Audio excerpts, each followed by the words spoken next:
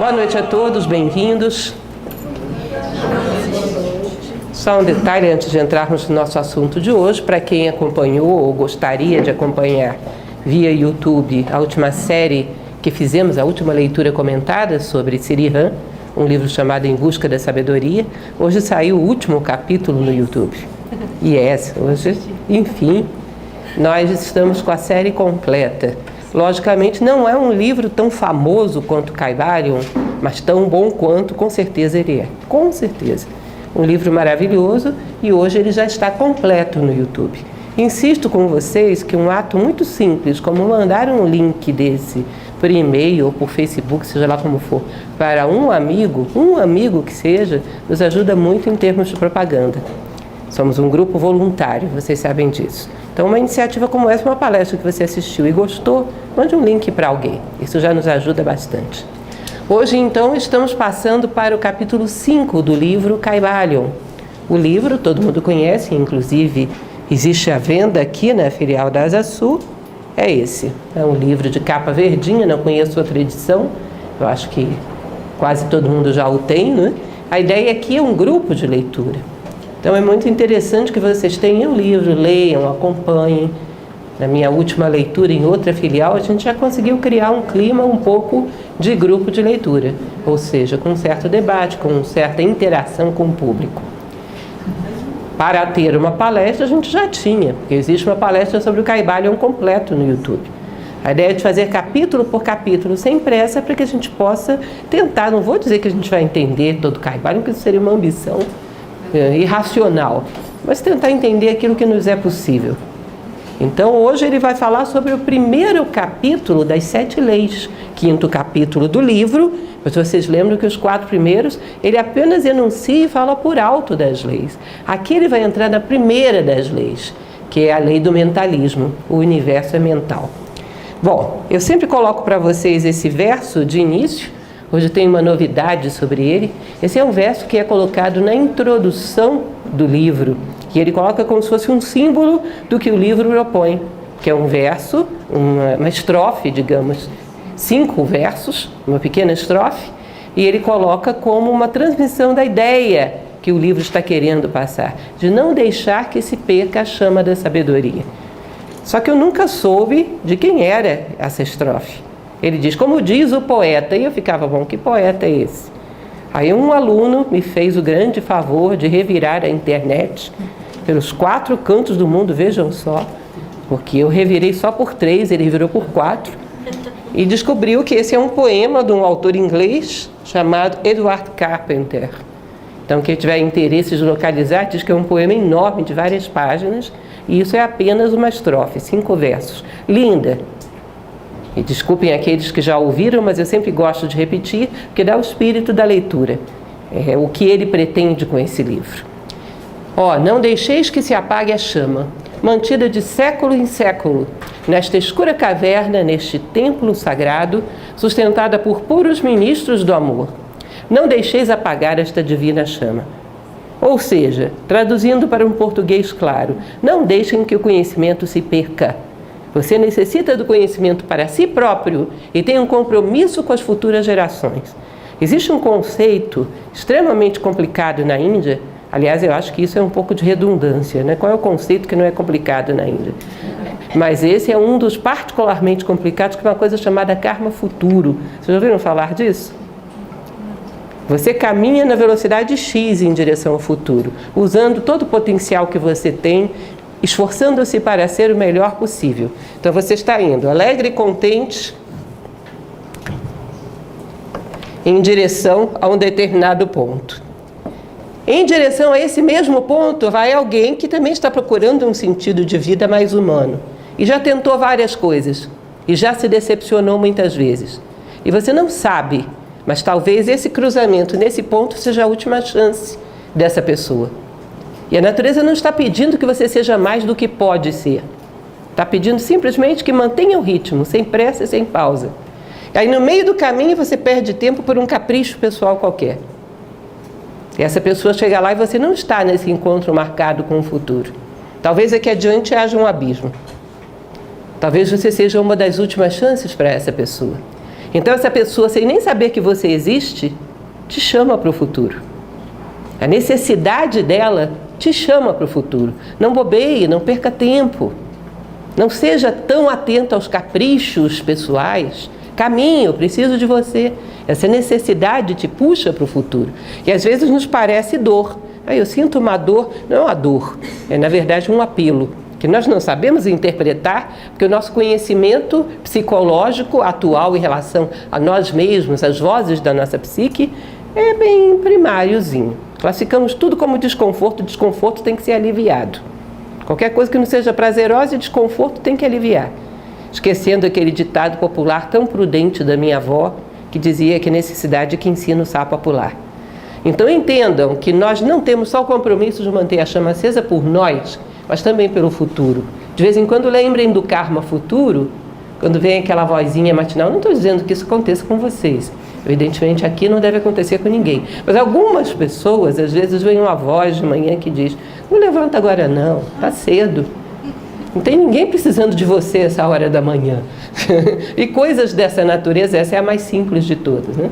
As vozes desse tipo que puxam para um prazer à custa, às vezes, de compromisso, à custa de realizações que poderiam atender a necessidade de alguém, é comum que façamos concessão a isso, que abramos frestas a isso, seja sem pressa e sem pausa, que é o que a natureza espera de nós. Continuando, a capa do livro, vocês já viram, é um livro que fala sobre o hermetismo, e ele coloca estudo da filosofia hermética do Antigo Egito e da Grécia. Eu já falei para vocês que não é só esse tempo, é também Idade Média, porque os alquimistas eram hermetistas, é também Renascimento, porque Marsilio Ficino é o tradutor do Corpus Hermético para o latim em 1463, e é depois Idade Moderna, Idade Contemporânea, em focos isolados, mas é um conhecimento que alguém manteve acesa essa chama até nossos dias. E é esse autor desconhecido de 1908 que escreveu esse livro, um anônimo, que pegou isso e disse: bom, deixa isso, me dá isso para cá, porque ninguém vai entender isso não, deixa eu explicar. Que pegou cada um dos princípios, cada uma das leis, e deu uma explicação que realmente ficou plausível. Digamos, quase plausível. O que nós estamos nos esforçando aqui é para que fique um pouco mais próximo da nossa possibilidade de trazer isso para a nossa vida. Então, isso é o que nós estamos nos propondo. E lembrem, hoje vamos falar sobre o princípio número 1. O Caibalion, em última instância, vem de uma ideia de Hermes Trismegisto de que o universo poderia ser todo ele reduzido a 7 leis, por trás de tudo. Essa expressão é complicada. O que é tudo? Tudo é o que você pensa, o que você sente, o que você faz, o que você não faz, mas gostaria de ter feito, o que todo mundo está fazendo, o que ninguém está fazendo, o que aconteceu, o que vai acontecer, tudo. Por trás de tudo que existe no universo manifestado, você pode desdobrar e descobrir 7 leis. E essas 7 leis, quando respeitadas, as coisas fluem. Quando desrespeitadas, as coisas travam. E aí vem aquele conceito que vimos ainda agora, do karma negativo e positivo, que não é um conceito de Hermes Trismegisto, é um conceito indiano. Vocês vão ver isso muito bem dentro da tradição indiana. Mas nada mais é o karma positivo e o karma negativo do que um cumprimento ou um atropelamento da lei. E nós poderíamos ver naquilo que dá certo e naquilo que dá errado, qual foi a lei que obedecemos, qual foi a lei que desrespeitamos. E pegar um princípio universal que nos permite acertar em várias outras coisas, até no seu relacionamento pessoal, até na maneira como você flui no meio do trânsito, em qualquer coisa.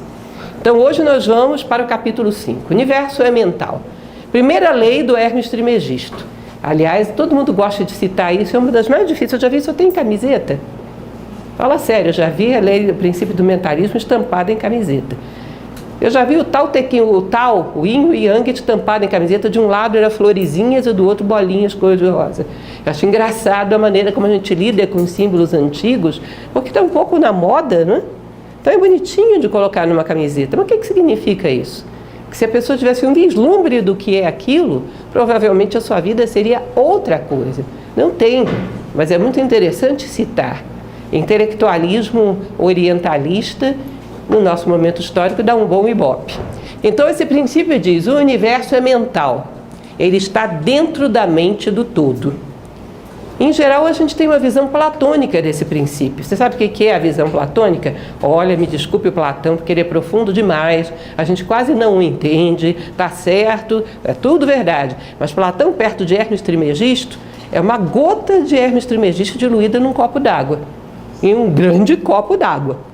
Coloca água nisso, porque não tem comparação o que Platão fala no mito da caverna com o princípio mentalista. Porque Platão diz que a luz da verdade, do ser, de Deus, se reflete e gera as sombras do mundo manifestado. Mas o mundo manifestado existe. Para Hermes Trismegisto, o mundo manifestado não existe.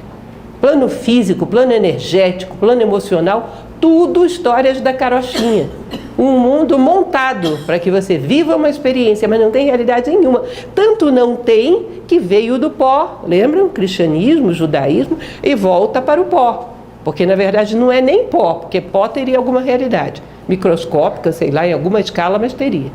Ou seja, é um palco montado para que o ser humano, para os seres em geral, viverem uma experiência. Aí eu falei para vocês olharem aquela figura egípcia em que o céu e a terra se deitam e no meio do tempo, no meio do espaço, o tempo separa os dois, para criar um palco onde os seres possam passar por ali. Então, céu e terra, Nut e Geb, estão ali unidos, o contrário, na verdade, Geb e Nut, unidos para que no meio do caminho surja um espaço para os seres viverem a sua experiência. Esse espaço é a mente de Deus. E nunca as coisas saíram de lá. Nunquinha de nunca. Já comentei com vocês uma ocasião, só para provocá-los para fazer o curso de filosofia, que vocês só vão ver isso se fizerem um curso de filosofia, e não tem conversa fiada, que a década pitagórica, fala exatamente isso. As coisas saem do vazio, se abrem no 1, no 2, no 3, aí volta tudo para o 1 e volta tudo para o 0 no 10. Ou seja, era uma ilusão, reabsorveu, virou só um ponto, que é a única realidade. A única realidade é o Uno que está por trás disso. Confesso a vocês que o Pitágoras me deixou um pouco contrariada, quando descobri isso. Você tem um trabalho enorme para entender o que é o 2, porque cada algarismo para ele significa o momento do universo. O nascimento do homem é o 5. Cada algarismo é um momento do universo. Dá um trabalho enorme para você entender aquilo. Quando você termina de entender o último, que é o 9, é como se ele chegasse para você e dissesse: brincadeirinha, esquece, isso era tudo ilusão, só existe o 1. Ah, obrigada, você podia ter me dito isso no início. Mas é mais ou menos isso. É todo um desenvolvimento que é como uma ficção para que a consciência viva uma experiência, mas nunca deixou de ser 1. Nunca. Quando eu explico Pitágoras, eu conto uma história, porque ele diz que o uno em movimento dá a impressão das formas, dos números, e isso é uma coisa que nunca entrou na minha cabeça. Aí um belo dia fui naquela feira tão familiar a nós brasilienses, que é aquela feira gaúcha, onde havia um cidadão fazendo uma dança do boleadeiro, vocês conhecem isso? É uma bolinha na ponta de um cordão que vai fazendo formas, um 8, um círculo. Aí de repente apagaram as luzes e a bolinha tinha uma luz. E eu não via bolinha, nem cordão, nem coisa nenhuma, eu via um círculo parado. Ou um 8 parado, como se fosse um objeto que desse para você pegar. Eu na hora gritei: Pitágoras! Todo mundo olhou: quem é Pitágoras? É o rapaz? Eu entendi. Entendi, isso é o Uno vibrando e dando a ilusão de todas as formas do universo. Só tem ele. Na hora que acenderem a luz, a gente vai ver o boleadeiro: oi, só sou eu. Ou seja, é o todo. Não tem nada, só tem um, só tem a bolinha.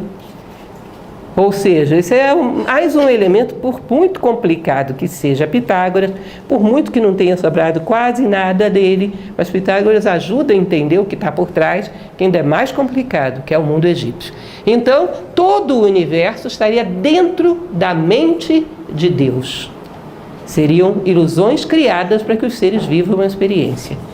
Deixa eu ficar atenta para não me perder, porque esse assunto é complexo. Imaginem vocês, um exemplo que já dei várias vezes, que um de vocês, deixa eu pegar uma vítima, ela, seja uma colecionadora de obras de arte, uma boa hipótese, né? E você sonha em ter um vaso chinês maravilhoso, lindo de morrer, da dinastia não sei das quantas.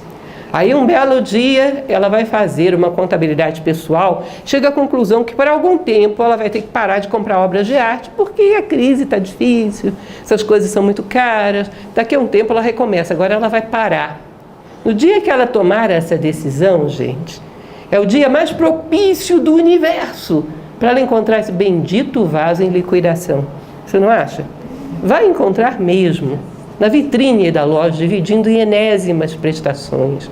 Tá? Juros baixíssimos, entre aspas. Enfim, você vai encontrar esse bendito vaso. Nesse dia ou nunca. Vai encontrar. Bom, nesse momento, esse vaso é de uma realidade indiscutível. Parece que só existe você e o vaso. É um caso de amor à primeira vista, né? Não existe mais nada no universo. Partiu desse momento, ele vai começar a se dissolver nos bastidores da vida. Vai começar a virar sombra, porque ele nunca foi outra coisa. Então, a hipótese que eu trabalho, não é querendo duvidar da vontade e da determinação de ninguém, mas eu acho que em grande parte dos casos, a pessoa adiaria essa economia para o dia seguinte e compraria o vaso. Não é isso? Uma oportunidade. Eu sei como é isso. Não porque eu faça isso, mas já ouvi dizer casos assim. Enfim, leva o vaso para casa. Coloca ele no meio da mesa. Essa fraquejada debilitou um pouco a vontade da gente. É provável que daqui a pouco você compre outra coisa. Então ele já não é o objeto mais novo. Ele vai para o cantinho da sala. E vai mais para o cantinho. E vai para outra sala. E um belo dia a criança passa chutando bola dentro de casa. Puf! Lá se foi o vaso para o espaço. Vai para a mamãe não brigar comigo. Esconde, põe na lixeira. Você nem nota. Virou pó. Não virou pó. Ele sempre foi pó. A realidade daquele vaso, para você especificamente, foi a oportunidade que ele te deu de debilitar ou fortalecer a tua vontade. Aquele ponto foi um ponto de realidade. Ele pode ter significado outras coisas para outros seres que interagiram com ele, mas para você o ponto de realidade dele esteve ali. Depois ele foi diluindo nos bastidores da vida. Percebem isso? Então nem você nem eles são reais, porque isso aqui também vai sumir, tanto quanto o vaso. Mas ali havia uma consciência que teve contato com uma oportunidade de conhecer melhor a si mesmo. De conhecer, de dominar-se a si mesmo, porque a ideia é essa. Conhece-te a ti mesmo, domina-te a ti mesmo, transforma-te a ti mesmo. Essas eram as máximas completas de Eleusis na Grécia. Então essa situação te deu essa oportunidade. Fora disso, não é real. Não é mesmo. Ele pode ter tido algum ponto de realidade para outra pessoa. Para você, foi não muito mais do que isso. Então o universo seria tudo isso, uma oportunidade de que todos os seres que estão em evolução vivam a experiência e se desenvolvam. Mas tudo isso é um palco mental. Os indianos chamavam de Mahat, a grande mente cósmica, com H, M-A-H-A-T, Mahat. Eles diziam um negócio interessante, que tudo que tem que ser criado no universo foi criado como ideia na mente cósmica no início dos tempos. Ou seja, quando o ser faz uma criação excepcional, é porque ele tinha muita estatura espiritual, a cabeça dele bateu lá na biblioteca de Deus e os pés aqui embaixo. Aí ele fez uma ponte, foi um pontífice. Isso um cientista genial, um musicista genial, seja lá qual for a área que você se disponha. Ou seja, a criação não é absoluta, ela é na verdade uma captação. Os grandes, porque quando você coloca um nanico espiritual aí, ele olha para cima, não vê nada, fica só recombinando o que os outros já fizeram. Que é a maior parte dos casos. Os grandes criadores são, na verdade, intermediários entre as ideias que sempre houve, plano das ideias de Platão, e esse mundo ilusório que nós achamos que é concreto, que achamos que é real. Que é um mundo onde as coisas aparecem e somem o tempo todo, como um filme passado diante dos olhos para te gerar uma experiência. Os gregos diziam, senta aí nesse teatro que eu vou passar uma peça aqui para você. Você vai prestar bastante atenção nessa peça e ela vai equivaler a uma vivência. Você vai sair daqui sabendo alguma coisa. Aí as pessoas diziam, você está louco, Sófocles? Isso não é real, isso é só uma peça. Ele dizia, você acha que a sua vida é mais do que isso? Você acha? Pelo menos aqui tem mais espectadores e é mais interessante, o pessoal interpreta melhor. Você acha o quê, meu caro?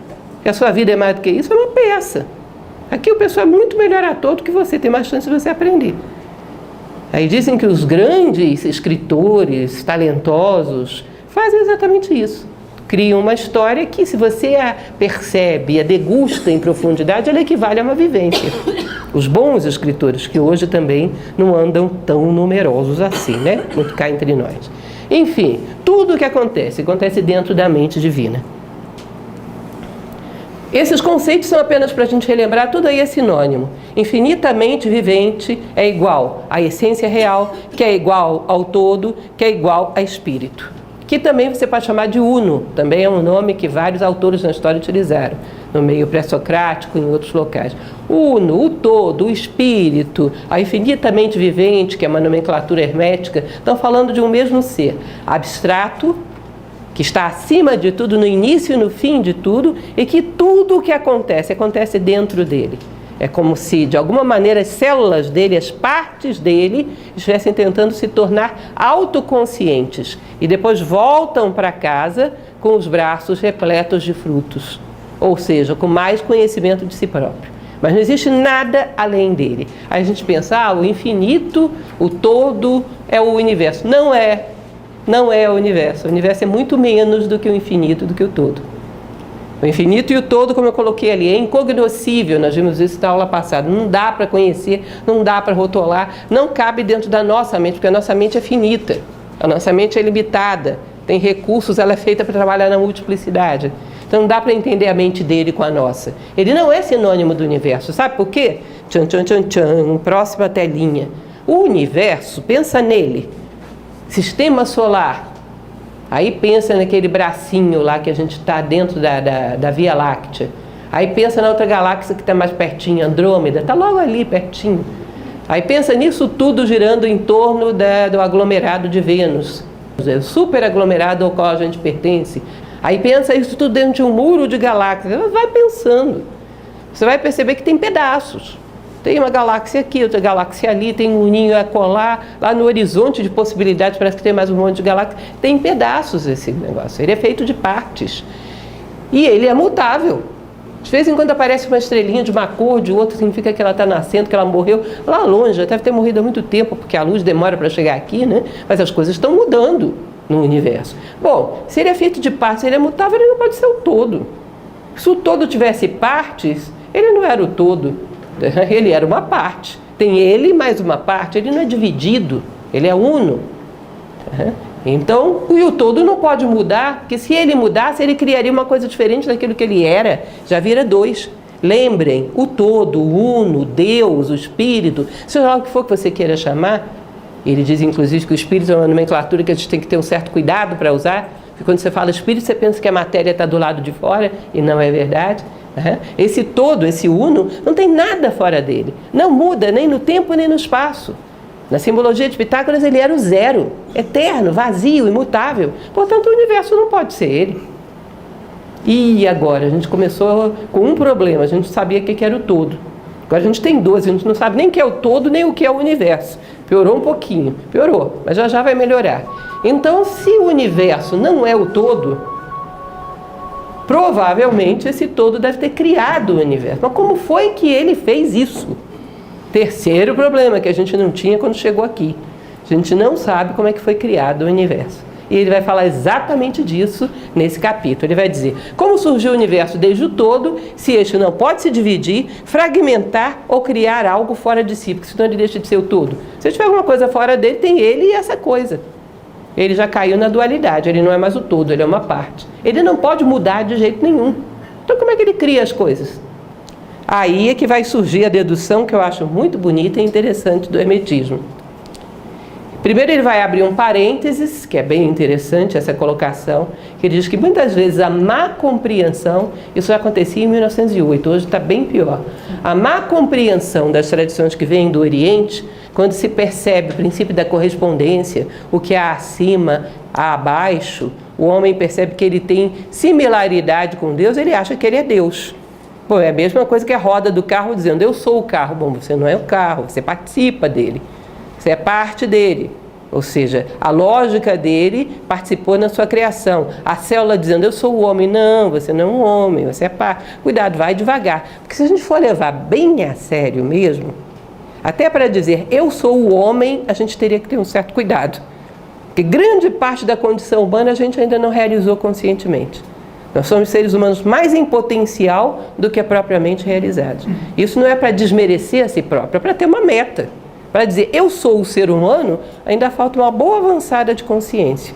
Esse tipo de ousadia, às vezes, gera no homem um antropocentrismo e querer que as coisas girem em torno dele. Então, o universo foi feito para me servir. Então, ele diz, toma cuidado com essa mentalidade. Saber que você é parte do divino, bem, Mas cuidado para não achar que Deus fez o mundo para seu parque de diversões.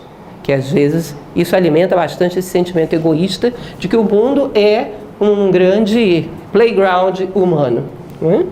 Continuando dentro da lógica, como nasceu o ser humano? Perdão, como nasceu o ser humano não faz parte desse capítulo. Para frente a gente vai lá. Como nasceu o universo? Como foi que o todo criou o universo? Aí ele vai lançar a mão do princípio da correspondência. Quer saber como é que o universo cria? Vamos ver como o todo cria. Vamos ver como é que o homem cria, para ver se dá certo. Vamos tentar usar o princípio da correspondência para ver se a gente pega alguma lógica. Como é que o homem cria? Ele cria materialmente. Então, vou fazer uma cadeira. Pego um monte de pedaços de madeira, serrote, prego, sei lá, furadeira. Imagina eu fazendo uma cadeira, seria um desastre. Mas eu acho que é mais ou menos por aí, né? Uma serrinha, tico-tico, pega tudo aquilo. Como é que o todo vai pegar alguma coisa fora dele para criar se não tem nada fora dele? Ele é o todo. Ou seja, o todo não vai poder criar, que nem o homem cria cadeira. Ele não pode lançar mão de materiais externos, não tem externo. Ele não tem limites, ele é o todo. Então ele não pode criar como cria um marceneiro, nada fora dele. Ah, então é fácil, tem outro jeito que o ser humano cria. Ele procria, pumba, tem um filho, tira um pouco da substância dele e gera um outro ser. Eu acho que também não vai dar para o todo fazer isso. Primeiro, ele não pode tirar nada dele, porque senão ele deixa de ser o todo. E também não pode gerar nada fora dele, porque ele vira dois. Então também não dá para ter o todo e o filho do todo. Não vai dar.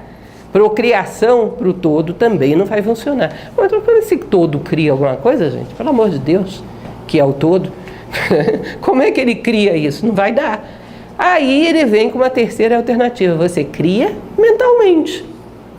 Você cria histórias enormes mentalmente. Imagina, com início, meio e fim. Bom, aquilo é parte de você, está impregnado da tua energia, mas não é você. E vai se desenrolar ali uma experiência que é válida, tem um valor, mas está só dentro do teu plano mental. E aí tem toda a lógica, aquilo que a gente dizia ainda há pouco, que a parte é, digamos assim, uma criação do todo, mas não é o todo. Por exemplo, Shakespeare criou o Romeu, personagem bem popular. Né? Shakespeare pode dizer perfeitamente, eu sou o Romeu. Tudo que acontece com esse personagem foi algo pensado por mim e existe dentro da minha mente. Mas Romeu não pode gritar lá de dentro do romance, eu sou o Shakespeare. Vocês percebem que não dá? Tem muita coisa no Shakespeare além do Romeu.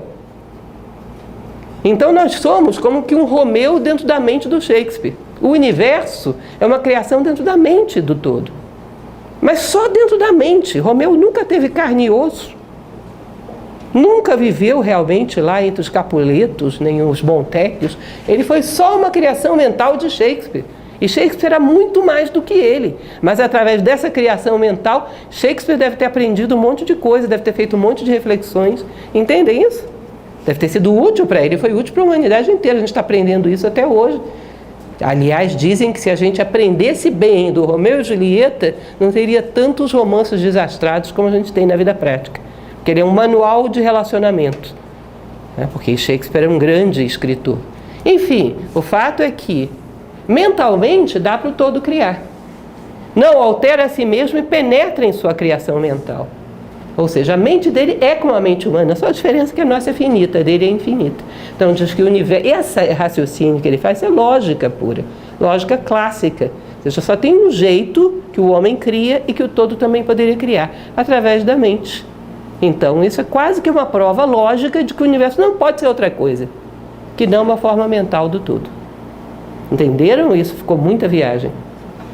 Muita viagem, pouca viagem, viagem mediana, nenhum palpite. E isso é a dedução lógica de que nós somos formas mentais. E tudo que você vê à sua volta. Tanto é que daqui a pouco, puf, acabou. Onde foi? Cadê? Cadê os objetos? Cadê os seres? Puf, pó. Mas alguma coisa eles devem ter te ensinado. Se não ensinaram é porque você perdeu a lição. Porque eles vieram ao mundo para isso. E nós viemos ao mundo para ser uma lição para alguém também. E se não foi aprendido, você perdeu a lição. Porque a existência deles se justificava por essa essência que eles queriam te contar. Se você não ouviu, a existência deles para você foi em vão. Vai ter que viver a experiência de novo. Repetente de experiência. Que nem escola de meninos. Vocês acham que a gente imitou as escolas de meninos de onde? A gente aprendeu da vida. Repetente, dependência. Tem que viver essa experiência de novo, porque as coisas me comunicaram a sua essência e eu não ouvi, eu não aprendi. Bom, continuando, o todo cria o universo em sua mente. Aí ele vem com essa frase bonita, que é uma frase original do Kybalion: a mente infinita do todo é a matriz dos universos. Ele vai explicar isso já já. Ele não está querendo dizer aí que existe um monte de universo ao mesmo tempo, também não está querendo dizer o contrário, mas ele que está querendo dizer é que existe um depois do outro. E ele vai falar sobre o pulsar do coração do cosmos. Bem interessante, já já. Isso é um negócio tão louco para você imaginar alguém falando isso 2.700 anos antes de Cristo, gente. Pensa que depois disso a gente passou por uma Idade Média que não sabia nem que a Terra era redonda. Coloque-se no lugar de um ser humano falando sobre isso há 4.700 anos. Ele fala do universo como manifestando e recolhendo, e manifestando de novo e recolhendo. Isso é uma coisa que até hoje a gente não chegou a essa conclusão toda. Estamos ainda estudando como foi que ele manifestou lá no acelerador de partículas. É claro que ele não vai entrar em detalhes mecânicos, mas ele dá a lei geral e inclusive a lógica do processo. Em 2.700 anos, talvez, é uma data estimada, né? Mas estima-se que 2.700 anos antes de Cristo. Ou seja, isso dá a bagatela de 4.700 anos. Isso porque ainda pode ser que alguém tenha falado antes e eles tenham só copiado. Porque vocês sabem que aquela lei, que na natureza nada se cria, tudo se copia, funciona muitas vezes. Pode ser que ainda tenha tido alguém mais para trás que já falasse, que eu não acho impossível. Tá? Então, a mente infinita é matriz de todos os universos, que já houve, que haverá, todos nasceram de lá e tudo que esse universo contém. E ela ainda é muito mais do que ele. Assim como Shakespeare é muito mais do que Romeu. O todo está acima do espaço, tempo e das leis, mas quando se manifesta, seus atos concordam com a lei. Ou seja, ele, ao manifestar esse universo ilusório dentro da cabeça dele, ele cria as leis que vão reger esse universo ilusório. Ele é o primeiro a respeitá-las. Eu criei um universo, coloquei leis, eu não vou respeitá-las?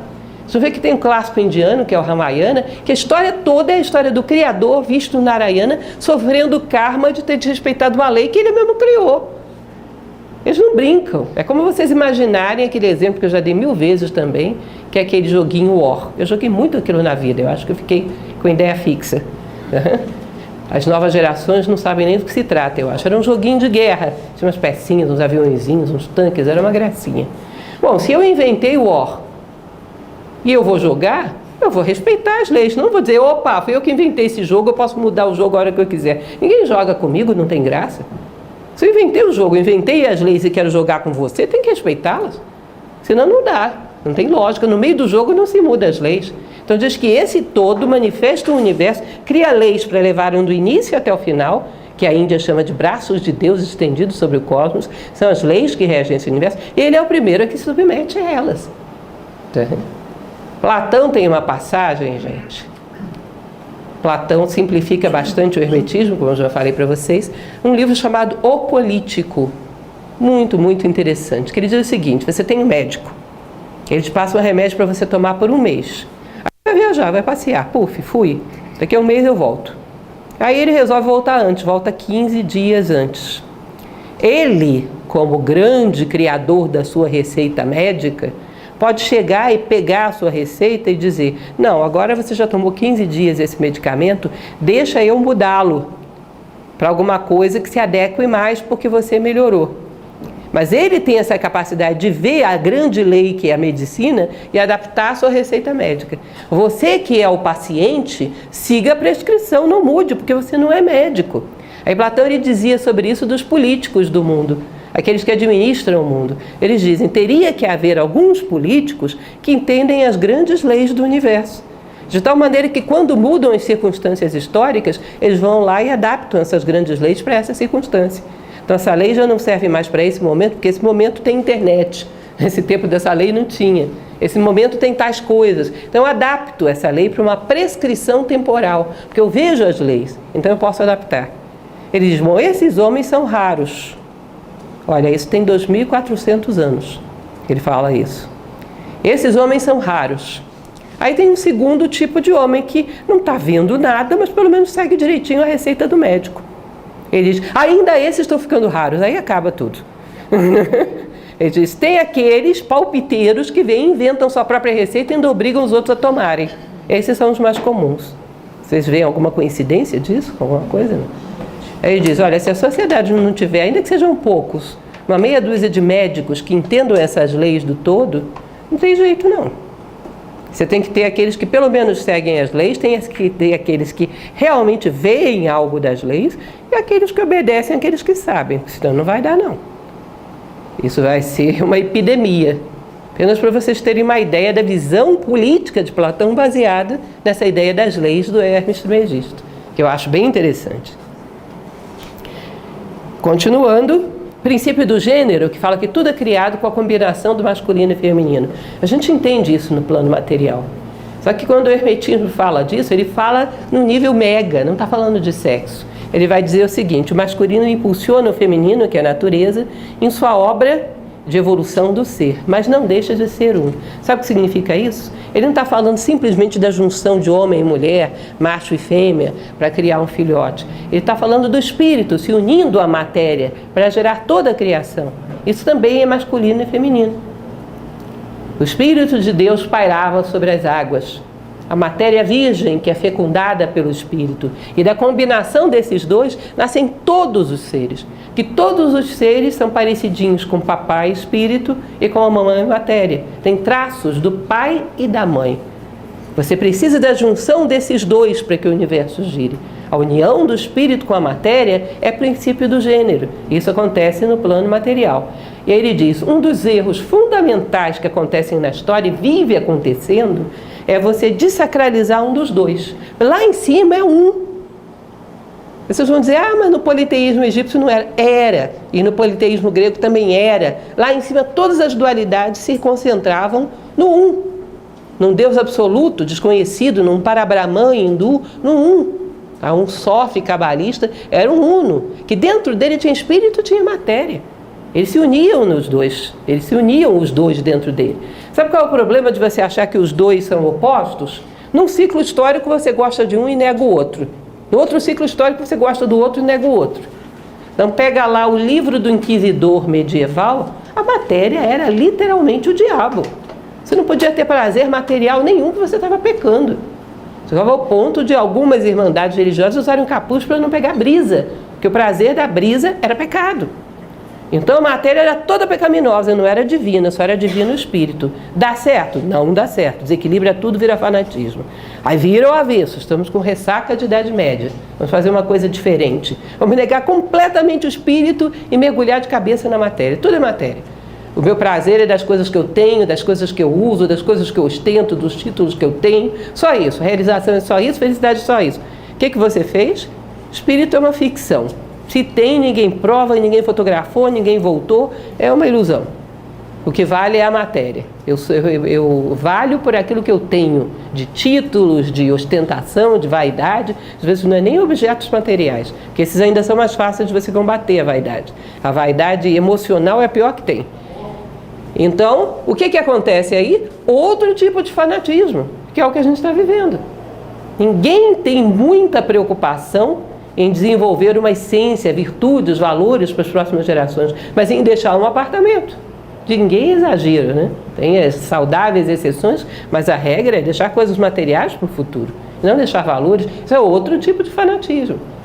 Ele diz, olha, ambas as coisas são divinas, e isso tem um símbolo que é usado na Cabala, é usado em Pitágoras. Não sei se vai dar para vocês verem isso, mas é bem simples.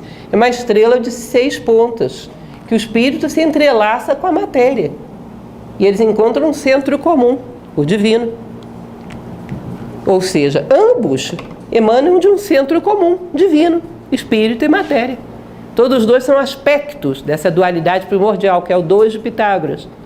Essa dualidade primordial que, combinada, vai dar a luz a todo o universo. E depois junta tudo de novo, volta todo mundo para o início. Então, em última instância, não deixa de ser um. O um sempre esteve escondido aqui no meio, como está escondido no centro de um círculo. Não há que negar nem espírito nem matéria. Princípio da correspondência, ele vai dizer, até agora a gente falou do princípio da correspondência, masculino fecundando o feminino, no plano físico. Aí vocês vão me dizer, mas que perda de tempo, você não acabou de falar que o plano físico não existe? Por que você está me contando essa história toda e depois me dizer, mas tudo isso é ilusão, não existe? Aí ele vai dizer, mas o princípio da correspondência masculino e feminino também funcionam no plano mental. Aliás, eles começam aí. O resto é consequência. Vocês vão ver que lá para frente tem um capítulo do livro que é o gênero mental. O tempo todo falando sobre isso. A gente já deu umas pequenas dicas em outros capítulos, né? E aqui também vou ser bastante breve, porque não é o momento. Mas pensem que tudo aquilo que se desenvolve dentro da nossa mente teve uma ideia fecundante e um desenvolvimento. Ou seja, alguém fecundou e alguém desenvolveu aquilo ali como um corpo e deu à luz aquilo. Então, se eu chego para algum de vocês, eu sempre pego o nosso amigo João de vítima e digo, olha, João, eu acho que a Denise não gosta muito de você. Não sei porquê, mas eu tenho essa impressão, sabe? Acho que ela olha para você assim meio atravessada de vez em quando, mas não me leve, não leve isso em consideração, só uma impressão. E vou embora. Ou para o outro lado do mundo. Vocês percebem que eu fecundei a mente dele? Aí ele vai começar, bem que ontem ela não me cumprimentou. Eu já tinha reparado isso na semana passada. Olha o jeito que ela passa. Ela nem olha para mim, nem me diz boa noite. Ou seja, ele está o quê? Desenvolvendo o ovo, o embrião, o feto da semente que eu coloquei lá. Mas a ideia é minha. É que nem a história do ovo do cuco. Vocês sabem que o cuco é um passarinho cara de pau. Ele derruba o ovo dos outros passarinhos, coloca o dele lá. Aí você fica um tempão fecundando o ovo, quando nasce cuco. A maior parte dos pensamentos da gente nasce em cuco. Olha para a carinha deles. E a gente não sabe, acha que são nossos filhos, porque a gente chocou por tanto tempo. Percebem? Você choca um tempão, é filho teu, não é? Às vezes não é. E uma ideia é tua quando o masculino e o feminino dela são teus. Todo mundo tem isso dentro de si. E ele vai falar um capítulo inteiro sobre isso. Ou seja, o princípio do gênero também rege o desenvolvimento no plano mental, que é o único plano real. Ao admirar a natureza, sentimos instintiva reverência pelo todo. Religare, que é a origem da palavra religião, é a mente mãe que nos estreita nos braços. Então todo mundo sabe, não é novidade para ninguém, que você às vezes está estressado, está cansado. Uma boa dica é um contato com a natureza. A gente não sabe muito bem por quê. Tem uma passagem, inclusive, que é Immanuel Kant, que ele diz que a admiração pela beleza natural é um sintoma de uma boa estrutura moral. Porque parece que é como se fosse um reconhecimento. É como se ela te abrigasse nos braços. A natureza é a nossa mãe. Você sente como se ela cuidasse de toda a sua criação, porque não vai cuidar de você. Então você se sente de uma certa maneira recebido, abrigado.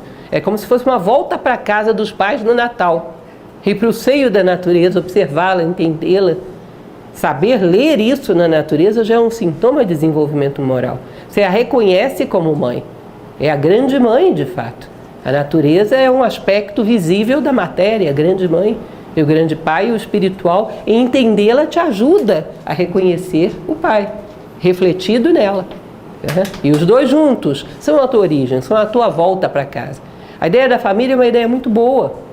O único problema é que ela precisava ser estendida. É bom a gente reconhecer a nossa família física, mas seria muito bom que a gente conhecesse todas as nossas famílias, inclusive a cósmica, e tivesse um Natal também que a gente voltasse para casa, do pai e da mãe, o espírito e a matéria, e soubesse contemplar a ambos como nossa família, porque aí os filhos dos dois seriam todos nossos irmãos. Não seria legal isso? Uma coisa chamada fraternidade, uma ideia muito ousada. E eu acho que só dá assim. Continuando, o universo é muito mais do que o sistema solar, e mesmo neste sistema solar, há seres muito mais evoluídos do que nós. Ele fala isso para introduzir uma ideia de que o universo é como uma escada.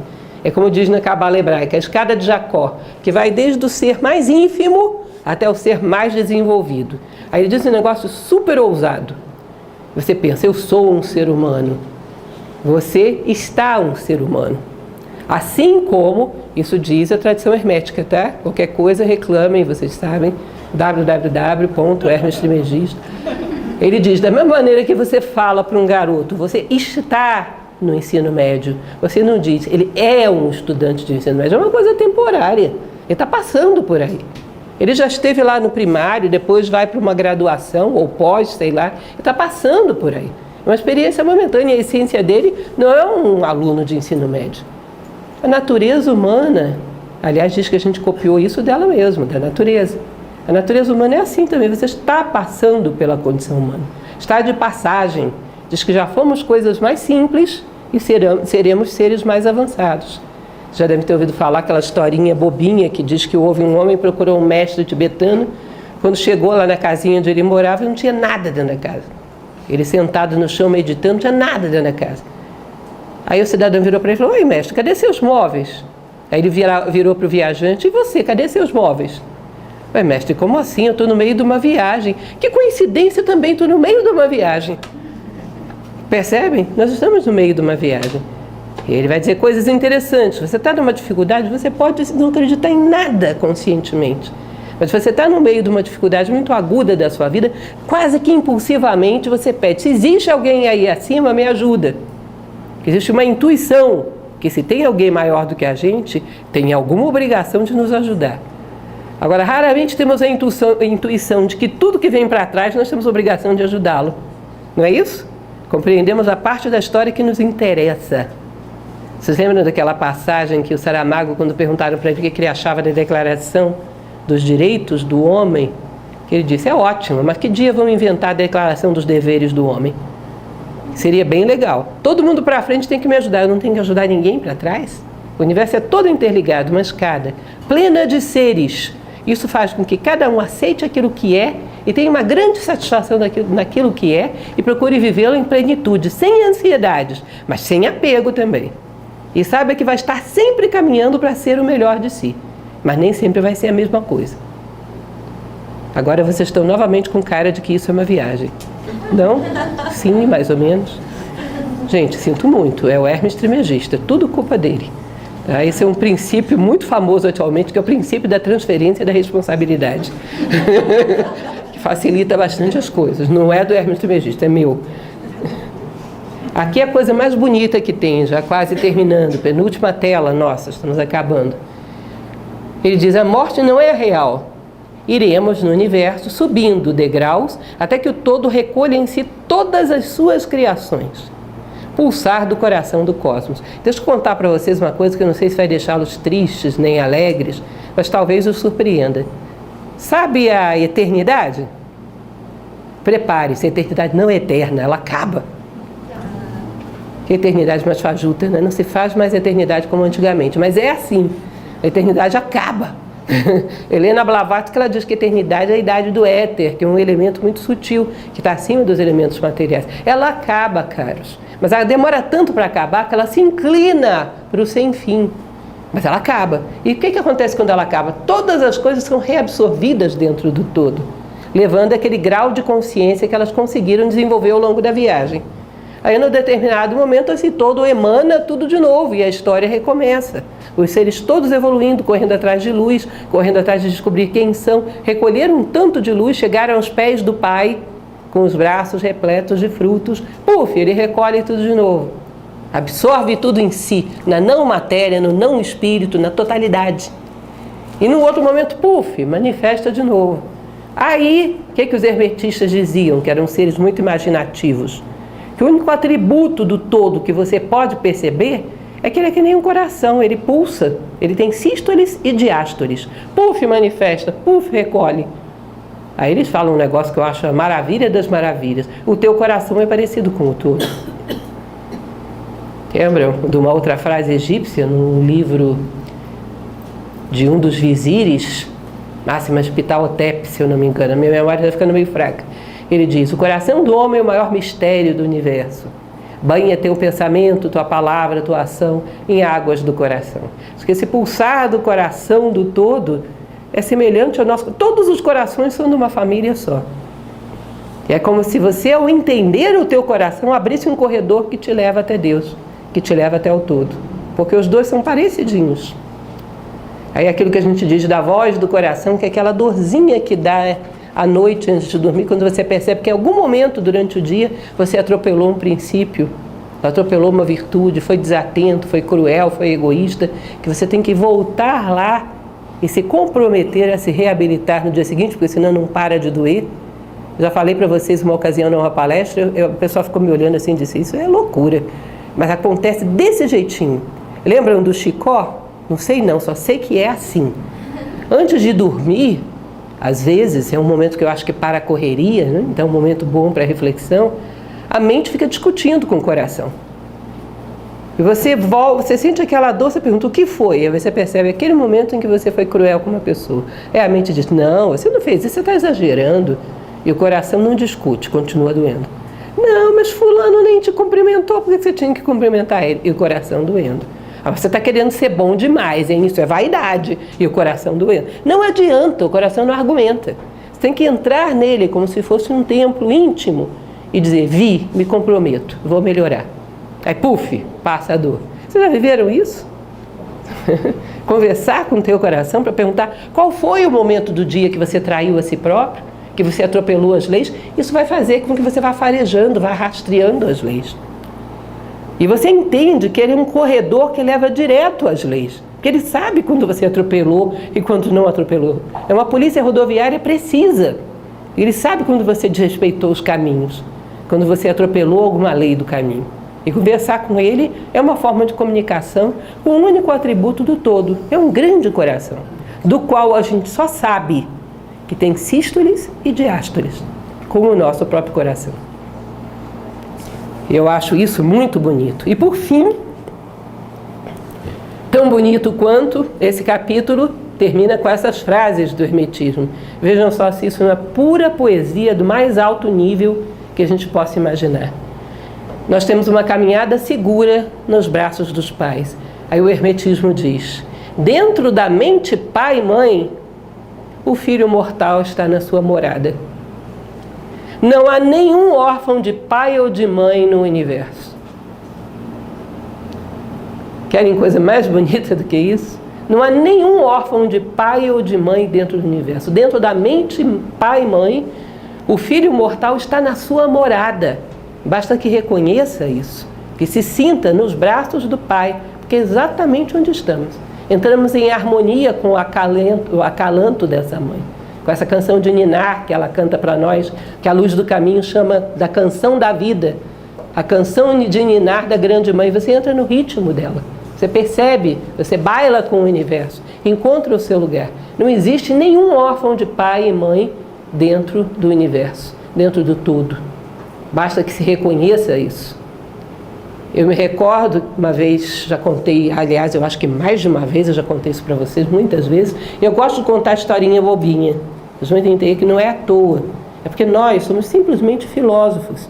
E as historinhas que acontecem conosco são bobinhas. O mago Merlin nunca bateu na porta da minha casa. Bateu na de vocês? Eu acho improvável.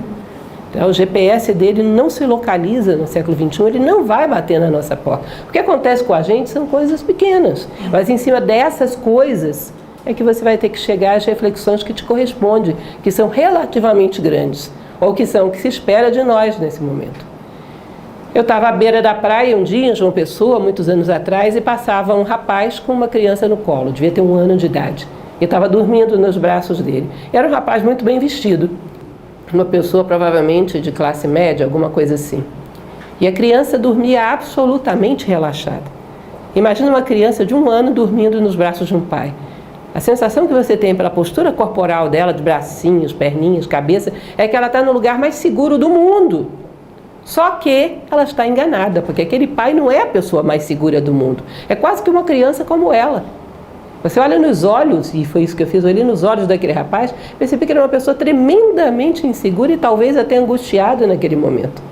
Que estava procurando alguém para pegá-lo no colo. Ou seja, no fundo a gente está procurando isso, um braço que nos pegue no colo e nos dê uma sensação de segurança. A humanidade inteira necessitando disso. E isso existe. A compreensão das leis, de uma certa maneira, é pegar o braço do pai estendido no cosmos. É a compreensão das lógicas, das regras da casa de quem? Dos nossos pais. E vocês vão ver que várias tradições falam sobre isso. Diz que a compaixão é um grande atributo humano, mas ela é melhor quando é mais requintada. Então não deixa de ter valor quando você passa pela rua e vê uma pessoa passando fome e frio. Tem valor, óbvio, e muito, que você vá lá e socorra, mas isso é uma necessidade no plano físico. Você reconhecer que uma pessoa que do ponto de vista físico está muito bem, mas no ponto de vista metafísico está perdida, já é um requinte maior de compaixão. Ter compaixão de pessoas que às vezes a sociedade inteira inveja e acha que estão muito bem. E você olha nos olhos delas e sente que estão completamente perdidas, precisando de um colo de pai e de mãe. São graus já maior de compaixão, de percepção das necessidades humanas.